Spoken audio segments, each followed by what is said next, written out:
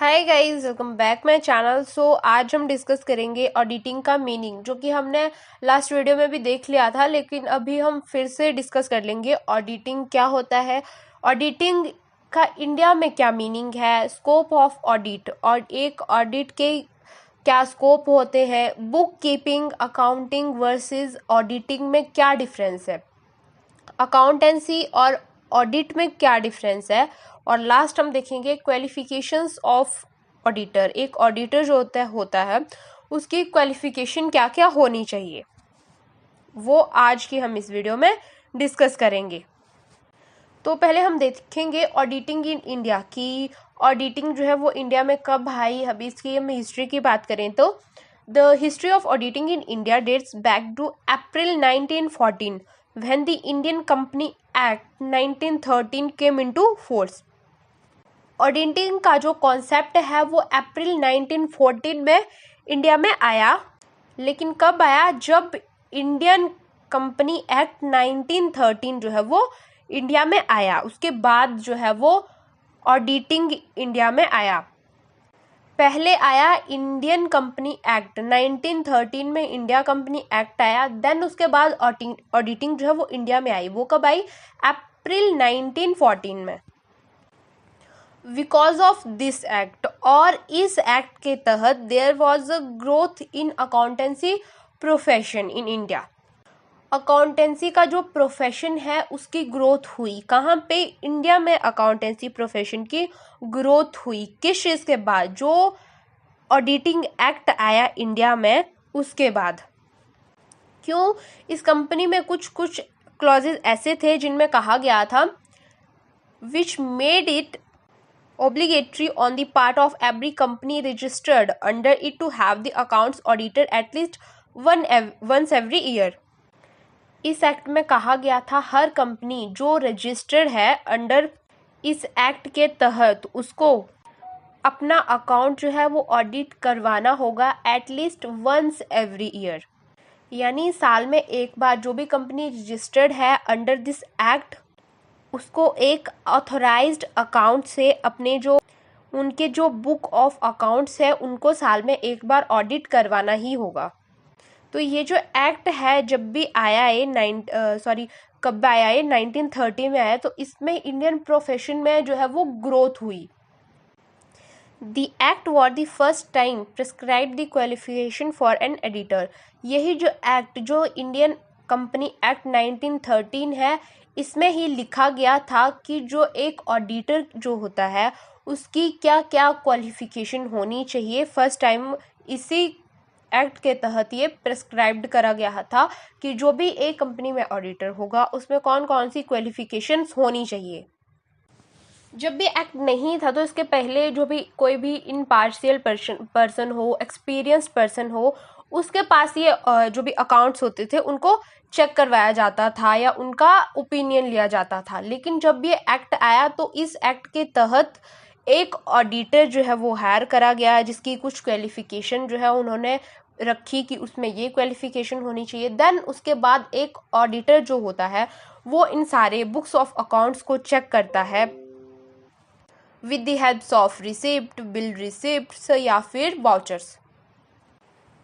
ये I think आपको clear हो गया होगा कि ऑडिटिंग इन इंडिया ये कब आया था, इसमें कौन कौन से रेगुलेशंस थी, कौन कौन से रूल्स थे। देन अब हम देखेंगे डेफिनेशन। ऑडिटिंग की एक डेफिनेशन भी है जो आपको पता होनी चाहिए। वैसे तो मैंने पहले भी आपको जो भी मेरे लास्ट सेकंड और थर्ड लेक्चर था ऑडिटिंग का, उसमें मैंने आपको ऑडिटिंग की डेफिनेशन बताई थी, लेकिन अब हम फिर से एक और राइटर की डेफिनेशन जो है इस वीडियो में देख लेते हैं।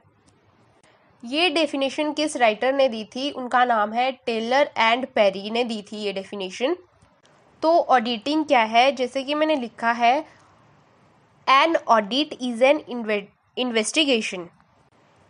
ऑडिटिंग जो है एक इन्वेस्टिगेशन है। वो कौन करता है? वाई एन ऑडिटर, एक ऑडिटर करता है। तो जो ऑडिटिंग है वो एक इन्वेस्टिगेशन है जिसको एक ऑडिटर करता है into the evidence from which the final revenue accounts and balance sheet or other statements of an organization। यानी कि ऑडिटिंग एक इन्वेस्टिगेशन है, उसको कौन करता है, ऑडिटर करता है, सॉरी, इनटू द एविडेंस के बेसिस पर, जो भी प्रूफ्स होते हैं उनके बेसिस पर, जिनका यूज करा गया है for preparing the financial revenue account, profit and loss account and balance sheet, या फिर अनदर दूसरे स्टेटमेंट जो कि ऑर्गेनाइजेशन को बनाने में है। जिन एविडेंस को यूज करा गया है उनको इन्वेस्टिगेट करता है। अब यहाँ पे क्वेश्चन आता है कि एक ऑडिटर जो है इन एविडेंस को इन्वेस्टिगेट क्यों करता है?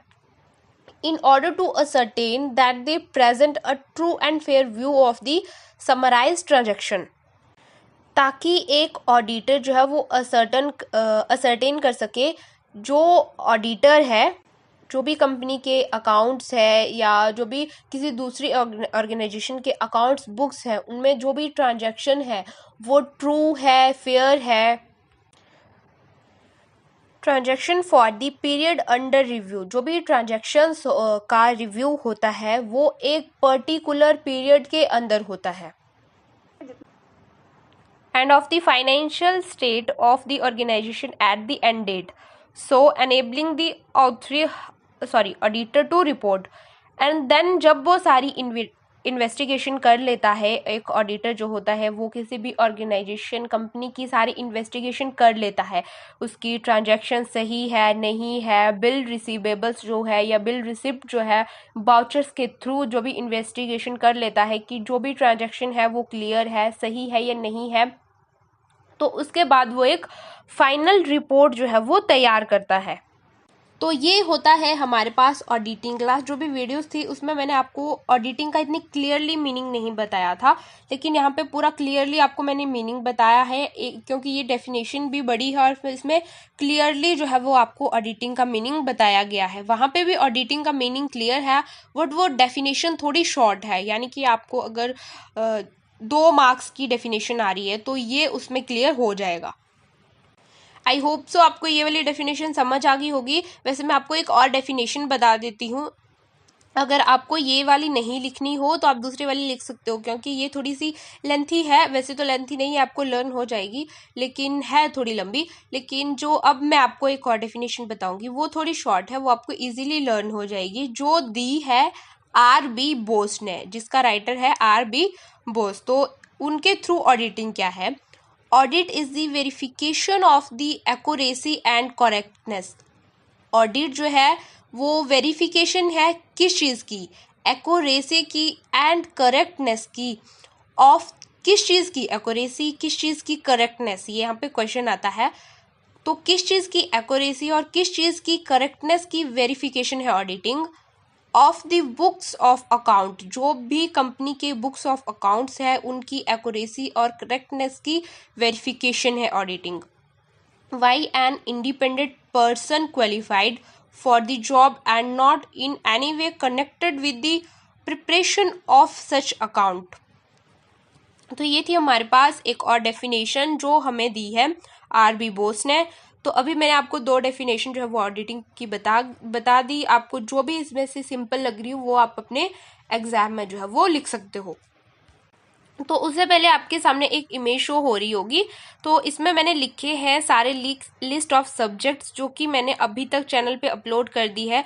लाइक पहले हमारे पास है बिजनेस लॉ, तो बिजनेस लॉ में फर्स्ट चैप्टर जो भी है, सेकंड, थर्ड, तो 1 बाय 1 मैंने 7 चैप्टर इसमें जो है वो डिफाइन करे हुए हैं। इनको आप जाके प्लेलिस्ट में देख सकते होंगे कि मैंने सभी की वीडियोज जो अपलोड करी है आपको मिल जाएगी। देन हमारे पास आता है मैनेजमेंट अकाउंटिंग का सिलेबस। तो मैनेजमेंट अकाउंटिंग में जितने भी चैप्टर्स हैं हमारे पास वो मैंने सारे अपलोड करे हुए हैं। देन लास्ट आता है एंटरप्रेन्योरशिप डेवलपमेंट। एंटरप्रेन्योरशिप डेवलपमेंट में जितने भी चैप्टर्स है 5 यूनिट वाइज जो है मैंने चैनल पे अपलोड कर दिए हैं। जैसे मैंने चैप्टर का नाम भी लिखा है, आप मेरे चैनल पे विजिट कर सकते हो। अगर आप इन सारे सब्जेक्ट या चैप्टर से रिलेटेड कोई भी टॉपिक अगर आप ढूंढ रहे हो या कोई भी टॉपिक से रिलेटेड आपको वीडियो चाहिए होगी तो आप मेरे चैनल पे जाके विजिट कर सकते हो।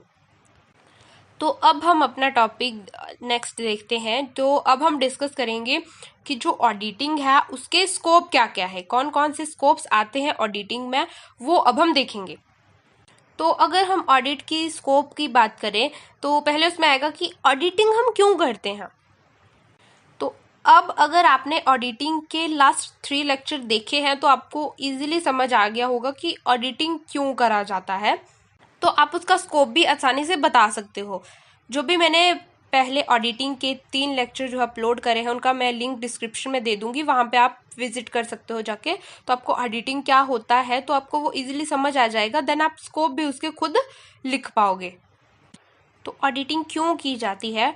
To determine the fairness and authenticity of reported financial position, यानी कि जो भी कंपनी है, जो भी ऑर्गेनाइजेशन है, उसकी जो फाइनेंशियल पोजीशन है, उसकी जो रिपोर्ट्स है, उसने जो भी अपने बुक्स ऑफ अकाउंट शो किए हैं वो सही है कि नहीं है, उसमें फेयरनेस है या नहीं है, ऑथेंटिसिटी है या नहीं है, करेक्टनेस उसमें है या नहीं है, उन बुक्स ऑफ अकाउंट्स में उनमें करेक्टनेस है या नहीं, इसको डिटरमाइन करना जो है वो ऑडिटिंग का स्कोप होता है।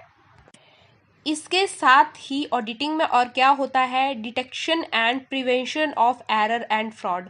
एरर एंड फ्रॉड का एक टॉपिक है जो मैंने वीडियो अपलोड करी है, उसका लिंक भी मैं डिस्क्रिप्शन में आपको दे दूंगी, वहाँ पे आप जाके विजिट कर सकते हो कि एरर और फ्रॉड क्या होता है, एरर फ्रॉड में क्या डिफरेंस है, वो भी मैंने उस वीडियो में ब्रीफली बताया है आपको। जो भी एरर्स होते हैं, फ्रॉड होते हैं, उनका डिटेक्शन करना एंड प्रिवेंशन करना, वो दोनों चीज़ें ऑडिटिंग में होती है। एरर क्या होता है कि कभी हो जाता है आप खुद से कोई मिस्टेक नहीं करते हो लेकिन इनडायरेक्टली आपसे मिस्टेक हो जाती है, तो वो एरर के अंदर आती है। और फ्रॉड में आता है जो आप इंटेंशनली करते हो सामने वाले को परेशान करने के लिए, हर्ट करने के लिए, वो फ्रॉड में आता है कि आप इंटेंशनली कोई चीज़ कर रहे हो। लेकिन एरर में आता है कि आप इनडायरेक्टली कोई चीज़ कर रहे हो या फिर अनइंटेंशनली कोई चीज़ कर रहे हो, आपको नहीं पता लेकिन आपसे गलती हो गई, मिस्टेक हो गई, दैट इज़ एरर। लेकिन आपको पता है फिर भी आप कर रहे हो, that is fraud. Financial statement meets with exhaustive rules and regulations which are being framed in particular country. अब हर कंट्री के जो है अपने जो अकाउंटिंग रूल्स एंड रेगुलेशंस है वो डिफरेंट होते हैं। तो ऑडिटिंग में मेनली ये भी देखा जाता है कि जो फाइनेंशियल स्टेटमेंट बनाए गए हैं, रूल्स एंड रेगुलेशन ICAI, उसके अकॉर्डिंग जो है वो फाइनेंशियल अकाउंट्स बनाए गए हैं, स्टेटमेंट बनाए गए हैं या नहीं बनाए गए हैं, ये भी एक ऑडिटर जो है वो चेक करता है। ये भी ऑडिटिंग का स्कोप है, उसको चेक करना कि रूल्स एंड रेगुलेशन जो है वो ICAI के तहत जो है वो अप्लाई करे गए हैं या नहीं करे गए हैं। तो अब मैं आपको सिंपली ऑडिटिंग के स्कोप की बात करूं तो पहला हमारे पास है fairness and authenticity of the reporting financial statement. और दूसरा स्कोप क्या है हमारे पास कि अगर कोई एरर है और अगर कोई फ्रॉड है तो उसको डिटेक्ट करना, प्रिवेंशन करना। और थर्ड हमारे पास है कि ये भी देखना कि जो उस पर्टिकुलर कंपनी के रूल्स है, रेगुलेशंस है, लॉ है, उसके अकॉर्डिंग उस कंपनी का फाइनेंशियल स्टेटमेंट बनाया गया है या नहीं बनाया गया है। तो ये ऑडिटिंग का स्कोप है 3। ये 3 मेन स्कोप्स है, ऑब्जेक्टिव है ऑडिटिंग के। तो पहले जो होता था कि जो एक ऑडिटर है उसकी ड्यूटी स्कोप जो है वो थोड़े कम होते थे, लेकिन अब क्या है, scope and duties of an auditor have increased. जो भी एक ऑडिटर होता है उसकी जो स्कोप्स है, ड्यूटीज़ है, वो इंक्रीज्ड हो गया। तो उसका रीज़न क्या है वो हम देखेंगे कि किन रीजंस की वजह से एक ऑडिटर की ड्यूटीज़ जो है उसमें इंक्रीजमेंट आई है। तो इसका सबसे पहला जो कारण है वो है एक्सपेंशन ऑफ बिजनेस, क्योंकि अब जो है वो बिजनेस बढ़ गए हैं। इंडस्ट्रियल रिवॉल्यूशन के बाद क्या हुआ कि बहुत तेज़ी से क्या हुए, एक्सपेंड हुए। पहले मोस्टली जो भी बिजनेस होते थे वो सोल ट्रेडर होते थे। सोल ट्रेडर मतलब सिंगल ट्रेडर। देन उसके बाद वो थोड़े पार्टनर होने लगे, पार्टनरशिप होने लगे। पार्टनरशिप मतलब कुछ लोग जो है वो मिलके बिजनेस कर रहे हैं, मिलके किसी कंपनी को ऑर्गेनाइज कर रहे हैं। तो उसके बाद बिजनेस जो है वो और ज़्यादा एक्सपेंड होने लगे। तो पार्टनरशिप के बाद क्या आया, कंपनी।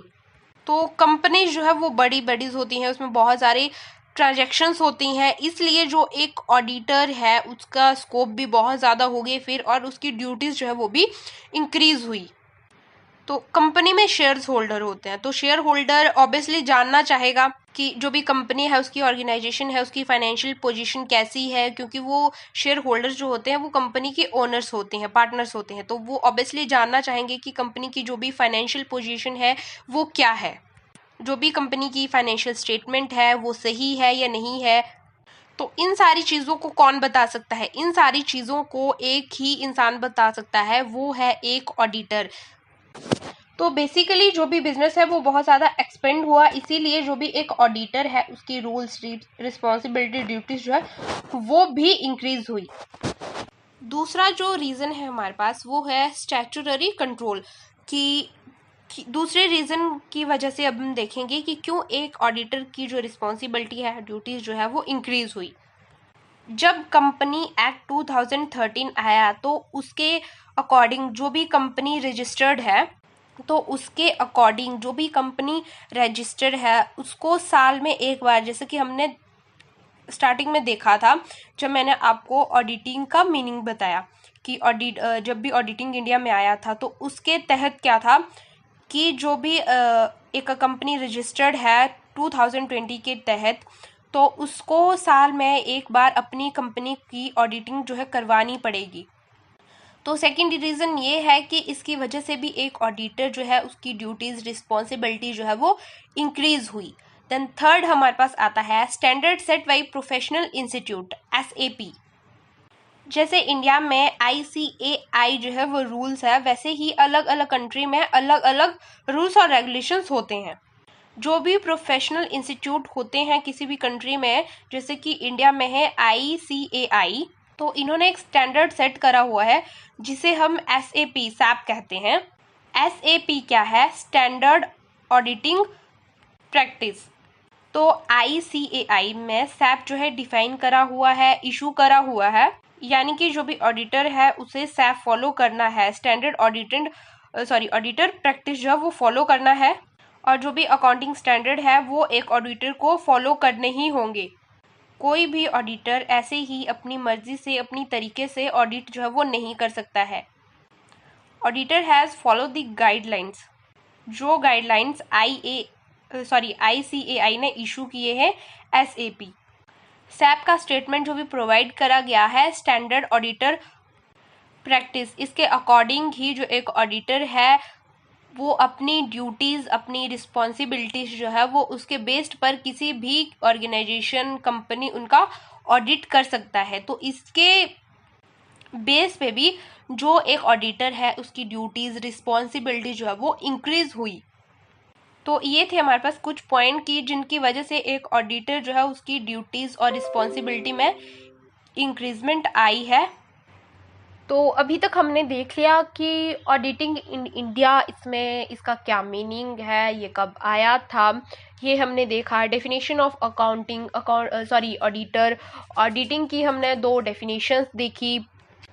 स्कोप ऑफ ऑडिटर, जो ऑडिटिंग है उसके क्या क्या स्कोप्स हैं वो अब हमने देख लिए। अब हम देखेंगे difference between accounting and auditing. Accounting और ऑडिटिंग के बीच में क्या डिफरेंस है वो अब हम देखेंगे। तो अकाउंटिंग और ऑडिटिंग के बीच में क्या डिफरेंस है? फर्स्ट हमारे पास आता है मीनिंग। अकाउंटिंग का मीनिंग क्या है, ऑडिटिंग का मीनिंग क्या है। तो जैसे मैंने यहाँ पे एक टेबल बनाया है, एक साइड है हमारे पास अकाउंटिंग एंड दूसरी साइड है हमारे पास ऑडिटिंग। तो अकाउंटिंग का मीनिंग क्या आता है हमारे पास? Accounting means systematically keeping the records of the accounts of an organization and preparation the financial statement at the end of the financial year. Accounting का मतलब क्या है? सिस्टमैटिक तरीके से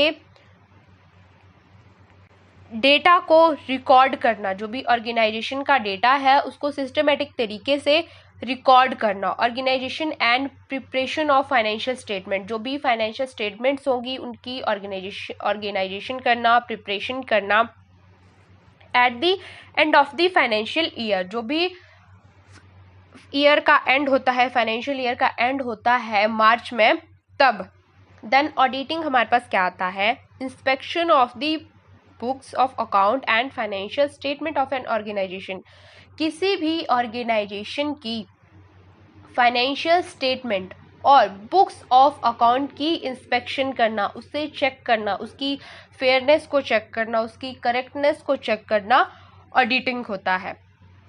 देन सेकंड हमारे पास आता है गवर्न्ड बाय। अकाउंटिंग किसके थ्रू जो होता है, किसके थ्रू इसको गवर्न किया गया है, और ऑडिटिंग को किसके थ्रू जो है वो कौन से रूल्स के थ्रू करा गया है। तो अकाउंटिंग को करा गया है अकाउंटिंग स्टैंडर्ड्स के थ्रू। अकाउंटिंग किन रूल्स पे की जाती है? अकाउंटिंग स्टैंडर्ड्स के थ्रू। ऑडिटिंग कहाँ की जाती है? स्टैंडर्ड्स ऑफ ऑडिटिंग, जो ऑडिटिंग के स्टैंडर्ड्स हैं उनके थ्रू, जैसे SAP हो गया, ICAI हो गया, उनके थ्रू जो है वो उनके उन रूल्स के अकॉर्डिंग जो है वो ऑडिटिंग की जाती है। देन थर्ड डिफरेंस हमारे पास आता है वर्क परफॉर्म्ड बाय। अकाउंटिंग में कौन वर्क परफॉर्म करता है और ऑडिटिंग में कौन वर्क परफॉर्म करता है। अकाउंटिंग होती है वहाँ पे एक अकाउंटेंट जो होता है वो वर्क परफॉर्म करता है, और जो ऑडिटिंग होती है वहाँ पे एक ऑडिटर जो है वो वर्क परफॉर्म करता है। तो ऑडिटर क्या वर्क परफॉर्म करता है कि वो सारी जो भी बुक्स ऑफ अकाउंट्स है, फाइनेंशियल स्टेटमेंट्स है किसी भी ऑर्गेनाइजेशन की, उसकी इंस्पेक्शन करता है कि वो करेक्ट है, फेयर है, ट्रूथनेस है उनमें या नहीं है। देन हमारे पास फोर्थ डिफरेंस आता है पर्पस। अकाउंटिंग का पर्पस क्या है, ऑडिटिंग का पर्पस क्या है। अकाउंटिंग का पर्पस है हमारे पास to show the performance, profitability and financial position of an organisation. Accounting का पर्पस क्या है, वो क्या शो करता है? किसी भी ऑर्गेनाइजेशन की परफॉर्मेंस को शो करता है, प्रॉफिटेबिलिटी को शो करता है, कितना प्रॉफिट हो रहा है ऑर्गेनाइजेशन में, कहाँ पे लॉस हो रहा है, वो शो करता है अकाउंटिंग। फाइनेंशियल पोजीशन, किसी भी ऑर्गेनाइजेशन की फाइनेंशियल जो पोजीशंस होती है उसको शो करती है अकाउंटिंग। अकाउंटिंग से किसी भी ऑर्गेनाइजेशन की फाइनेंशियल पोजीशन जो है वो शो होती है। देन ऑडिटिंग का क्या पर्पस होता है? ऑडिटिंग का हमारे पास पर्पस है to reveal the fact that to which extend financial statement of an organization gives true and fair view. जो भी किसी भी ऑर्गेनाइजेशन की फाइनेंशियल स्टेटमेंट्स होती है, बुक्स ऑफ अकाउंट्स होती है, उनका जो स्टेटमेंट्स फाइनेंशियल स्टेटमेंट्स होती है उनको ट्रू एंड फेयर व्यू जो है वो शो करना इसका पर्पस होता है ऑडिटिंग का। देन उसके बाद हमारे पास आता है स्टार्ट।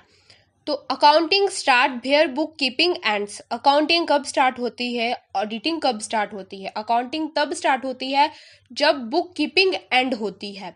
तो देखते हैं ऑडिटिंग कब स्टार्ट होती है। Auditing starts where accounting ends. जब जो है वो अकाउंटिंग एंड होती है तब ऑडिटिंग जो है वो स्टार्ट होती है। इसीलिए मैंने आपको इस वीडियो में अकाउंटिंग और ऑडिटिंग के बारे में डिफरेंस जो है वो बताया है, क्योंकि अकाउंटिंग के बाद का जो हमारे पास कॉन्सेप्ट होता है वो ऑडिटिंग का होता है। और जैसे कि यहाँ पे क्लियर हो रहा है कि जब अकाउंटिंग एंड होगी तब हमारी ऑडिटिंग स्टार्ट होगी। सो हमारा लास्ट जो है वो डिफरेंस अकाउंटिंग और ऑडिटिंग के बीच में लास्ट डिफरेंस हमारे पास आता है period. Accounting is a continuous process. Accounting जो है एक कंटिन्यूस प्रोसेस है। डे टू डे रिकॉर्डिंग और ट्रांजैक्शंस, जो भी डे टू डे हम जो भी ट्रांजैक्शन करते हैं, रिकॉर्डिंग करते हैं, उनकी एक कंटिन्यूस प्रोसेस है। ऑडिटिंग क्या है? Auditing is a periodic process. Auditing जो है एक पीरियोडिक प्रोसेस है जो कि साल में एक ही बार किसी कंपनी में, किसी भी ऑर्गेनाइजेशन में, किसी भी फर्म में साल में एक ही बार होती है।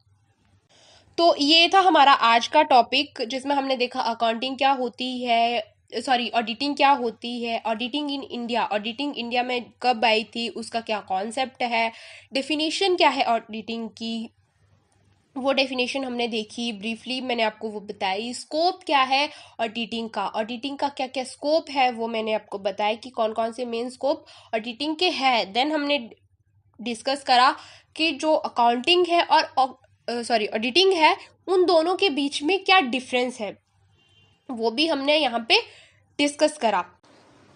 तो अब हमारे पास एक लास्ट टॉपिक रहता है वो है क्वालिटीज ऑफ एन ऑडिटर। एक जो ऑडिटर होता है उसकी क्या क्या क्वालिटीज होती हैं वो अब मैं आपको बताऊंगी, वो हम डिस्कस करेंगे कि एक जो ऑडिटर होता है किसी भी कंपनी का, जब वो ऑडिट करता है, चाहे वो गवर्नमेंट हो चाहे वो प्राइवेट सेक्टर का हो, तो वो जो एक ऑडिटर होगा वो उसमें क्या क्या कौन कौन सी क्वालिटीज होनी चाहिए। अब आपको स्क्रीन पे एक इमेज शो हो रही है, एक डायग्राम। आप ऐसी भी डायग्राम बना सकते हो। अब आपको दिख रहा है यहाँ पे एक पर्सन है, जरूरी नहीं पर्सन ही बनाना, आपको पर्सन नहीं बनाना तो स्किप कर दो। अब बीच में लिख दोगे क्वालिटीज ऑफ एन ऑडिटर, बीच में लिख दिया आपने qualities of an auditor, and side में उसकी जो भी क्वालिटीज है। अब मैंने यहाँ पे सिंपल लिखी है, इनको डिफाइन करना वो आपको करना होगा, मैं सिंपली लिख रही हूँ। ऐसे अगर आप डायग्राम बनाओगे तो एक एग्जामिनर जो होता है उस पर बहुत अच्छा इंप्रेशन पड़ता है। देन वो आपकी पिक्चर्स पे तो देखेगा कि हाँ इसको आता है और बहुत अच्छे से आता है इस बच्चे को। देन वो इमेज के बेस पे आपका जो कंटेंट आपने लिखा होगा वो भी देखेगा कि आपने डिस्क्रिप्शन में इसके हॉनेस्टली में क्या लिखा हुआ है, कॉन्वर्सेशन स्किल्स में क्या लिखा हुआ है, एक्सपर्टाइज में क्या लिखा हुआ है, वो सारा वो ब्रीफली पढ़ेगा। इफ अगर आपने मानो डायग्राम नहीं बनाई है और अच्छा भी नहीं लिखा है तो हो सकता है वो स्किप कर दे, लेकिन अगर आपने सीक्वेंस में लिखा हुआ है, अच्छे से लिखा हुआ है, डायग्राम प्रॉपर्ली बनाई हुई है, तो उसका एक अलग ही इम्पैक्ट पड़ता है एग्जामिनर पे। तो देखते हैं कि कौन कौन सी क्वालिटीज होती है हमारे पास एक ऑडिटर में। फर्स्ट आता है हमारे पास हॉनेस्टी। तो एक जो पर्सन होना चाहिए वो हॉनेस्ट होना चाहिए। लाइक फॉर एग्जांपल कि जो भी कंपनी में हेर फेर होता है, चाहे वो बुक्स ऑफ अकाउंट्स में हो या चाहे किसी और चीज़ में, तो उसी को चेक करने के लिए एक ऑडिटर को हायर करा जाता है। अगर एक ऑडिटर जो होगा वो ऑनेस्ट नहीं होगा तो कैसे चलेगा। तो एक ऑडिटर का जो है वो ऑनेस्ट होना बहुत ही ज़्यादा इम्पॉर्टेंट होता है कि वो ऑनेस्ट हो। ओके, देन सेकेंड हमारे पास आता है कॉन्वर्सेशन स्किल्स। एक जो ऑडिटर होता है उसकी कॉन्वर्सेशन स्किल्स जो है वो बहुत अच्छी होनी चाहिए। क्यों? क्योंकि जो आपका ऑडिटर की जो प्रोफेशन है तो उसमें आपको कंपनी के सीईओ से बात करनी होगी, मैनेजर से बात करनी होगी, डायरेक्टर से बात करनी होगी, हो सकता है कुछ एम्प्लॉय से भी बात करनी पड़े, कुछ वाउचर्स के लिए, बिल रिसिप्ट्स के लिए। तो उन सारी चीज़ों के रिगार्डिंग आपको इन सारे पर्सन से बात करनी पड़ती है। तो अब आप इतने पर्सन से बात कर रहे हो तो उसके लिए आपका कॉन्वर्सेशन भी अच्छा होना चाहिए। तो सेकंड क्वालिटी आती है एक ऑडिटर में कि आपका जो कॉन्वर्सेशन स्किल है वो बहुत अच्छा होना चाहिए। देन थर्ड हमारे पास आता है मेंटेन कॉन्फिडेंटली। जो भी आप कोई वर्क कर रहे हो या कहीं पे जाके आप इन्वेस्टिगेशन कर रहे हो एक ऑडिटर के तौर पे, तो वहाँ पे आपका जो कॉन्फिडेंस है उसको मेंटेन करना। कभी कभी ऐसा होता है कि अगर कोई इंसान है वो किसी चीज़ में बहुत ज़्यादा एक्सपर्टाइज है तो उसको ओवर कॉन्फिडेंस भी हो जाता है। तो वो ओवर कॉन्फिडेंस नहीं बल्कि मेंटेन कॉन्फिडेंटली उसको होना चाहिए। ये क्वालिटी एक ऑडिटर में होनी चाहिए। देन हमारे पास आती है fourth quality of an auditor में एक्सपर्टाइज, कि जो वो ऑडिटिंग कर रहा है आपकी कंपनी में आके, ऑर्गेनाइजेशन में आके, फर्म में आके, तो वो उस चीज़ के लिए एक्सपर्टाइज हो। क्योंकि जो स्टार्टिंग में नया कोई पर्सन जो है वो एक ऑडिटर बनता है तो मे भी उससे कोई गलती हो जाए, उसे ये इतना पता नहीं हो, या कोई कुछ वाउचर, कुछ विल रिसिप्ट जो है वो इन्वेस्टिगेशन से छूट जाए। लेकिन एक्सपर्टाइज जो होता है वो एक एक चीज़ जो है वो ब्रीफली देखता है। तो ये क्वालिटीज़ भी बहुत ज़रूरी है एक एक्सपर्टाइज में कि उसका एक ऑडिटर में कि उसका उस वर्क में एक्सपर्टाइज होना बहुत ही ज़्यादा इम्पॉर्टेंट है। ओके, देन फिफ्थ आता है हमारे पास सेंसिटिविटी। अब आपका जो बिहेव है वो सेंसिटिव होना चाहिए, अग्रेसिव नहीं होना चाहिए। अग्रेसिव क्यों नहीं होना चाहिए कि कोई भी काम है, कोई भी पर्सन है, चाहे वो किसी भी फील्ड में है, सारे काम जो हमें एक सेंसिटिव तरीके से करने चाहिए, अग्रेशन वे में नहीं करने चाहिए। अग्रेशन वे में आप वर्क करोगे तो आपका वर्क गलत होगा। आपका जो अग्रेशन है, आपका जो बिहेव है वो आपके वर्क को इफेक्ट करता है, इसीलिए ये भी एक क्वालिटी होनी चाहिए ऑडिटर में कि उसका बिहेव जो है सेंसिटिव होना चाहिए, अच्छा होना चाहिए। देन सिक्स्थ है हमारे पास कोहेरेंस स्किल्स, ये भी जो है एक ऑडिटर में क्वालिटीज़ होनी चाहिए, उसकी स्किल्स होनी चाहिए। देन लास्ट वन हमारे पास क्वालिटी आती है एक ऑडिटर में सॉवरेनिटी। तो ये थे हमारे पास कि जो एक ऑडिटर होता है उसकी क्या क्या क्वालिटीज़ होनी चाहिए, हॉनेस्ट होना चाहिए, कन्वर्सेशन स्किल्स होनी चाहिए, उसका कॉन्फिडेंट मेंटेन होना चाहिए, एक्सपर्टाइज होना चाहिए, सेंसिटिव होना चाहिए उसका बिहेव। तो ये अभी हमने क्वालिटीज़ ऑफ एन ऑडिटर, एक ऑडिटर के अंदर कौन कौन सी क्वालिटीज़ होनी चाहिए वो भी हमने डिस्कस कर लिया।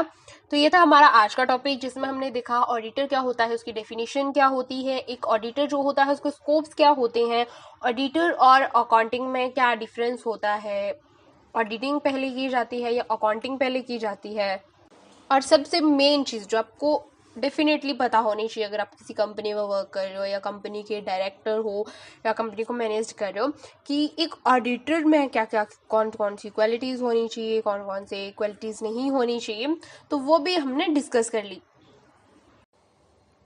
Don't forget to like the video and subscribe to the channel so that you don't miss any video. If you have any query or question, you can tell me in comment section. Thank you so much for watching.